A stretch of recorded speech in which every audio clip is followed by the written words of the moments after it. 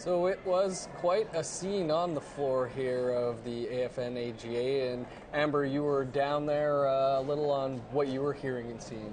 Yeah, totally. So Sheila North, Miles Richardson, and Russ Diabo banded together because they wanted to publicly state to the Assembly their frustration with Bennett's, what they're saying is a political interference in the AFN election process.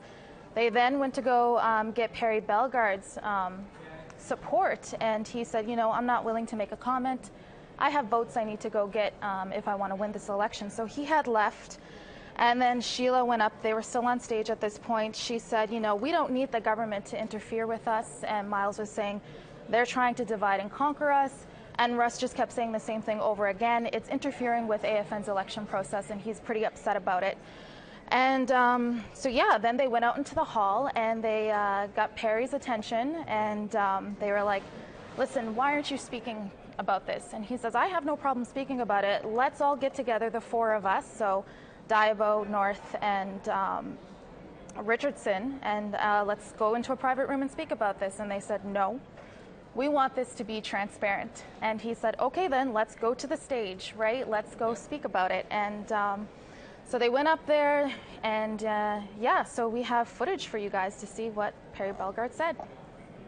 Fellow candidates and colleagues are upset because there's a Minister of the Crown here, and that needs to be addressed.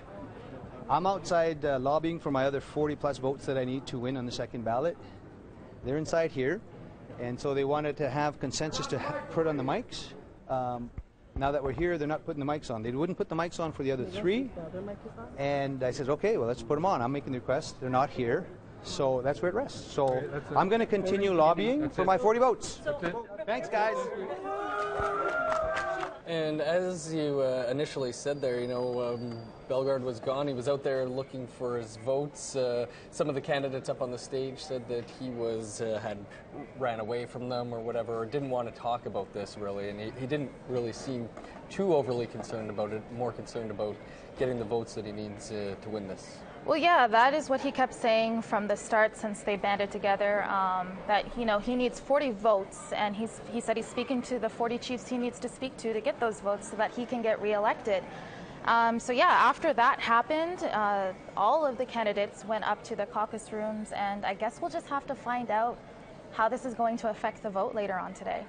Be interesting to see how many people actually know what went on here as well, other than from social media. The vote was over, the results were read. Many people had left the room, and then the AFN wouldn't turn on the mic, so nobody could hear. There's just swarms of media in there, but people who were actually here voting couldn't hear anything either.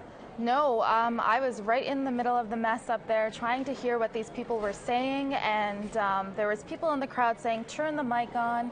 And actually, Perry Bellegarde made a request to have the mic turned on, and he said that, you know, he didn't get a response back for that. So there was a lot of people upset that, you know, the mics didn't get turned on. Well, it's going to be an interesting couple of hours here. Thanks, Amber, for joining us to talk about this. Thank you, Dennis.